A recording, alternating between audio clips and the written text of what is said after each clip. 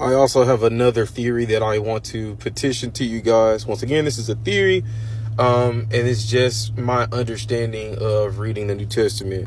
I do not feel that church is for the non-saved. And I know that our culture has taught us that bringing in people to the church is what's going to convert them. Them being around the people of God is what's going to convert them, so on and so forth. And while I believe that is partially true, that immersion therapy can yield some sort of change and benefit, I don't think that it's as beneficial to the church as it is to the person. In the New Testament, the early church was made up solely of believers. And in order to be in with those people, you had to believe Jesus came and died. You had to believe that he was the Son of God. You had to have received the Holy Spirit on the day of Pentecost. And then from there, you were able to go and teach and preach to people outside of the early church while coming back to the church as a place of counsel, understanding, and alignment. Now, instead of church members and saved people going out to minister to people where they are, they're expecting people to come into the building. And then from there, that's where we want to sing at you, preach at you, and hopefully that converts you. Another detriment to the church is a lot of churches, especially the small ones, will find people who are of age to do work and will immediately put them to work whether they're saved or not.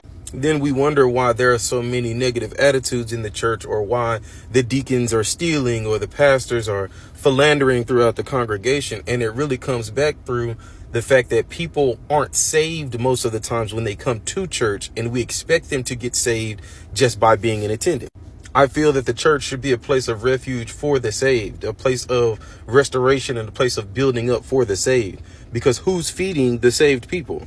How can we explore any deeper biblical concepts if we're consistently preaching the same message to unsaved people within the congregation? And that's why a lot of young Christians leave, because after you've become saved, there is no growth plan for you. There is no onboarding where it's like you're saved and now here's where we're going to start to actually build you up in the word and give you the information you need in order to become a better Christian. It's more so you're saved, you're here, now we're on to the next unsaved person, almost like an assembly line.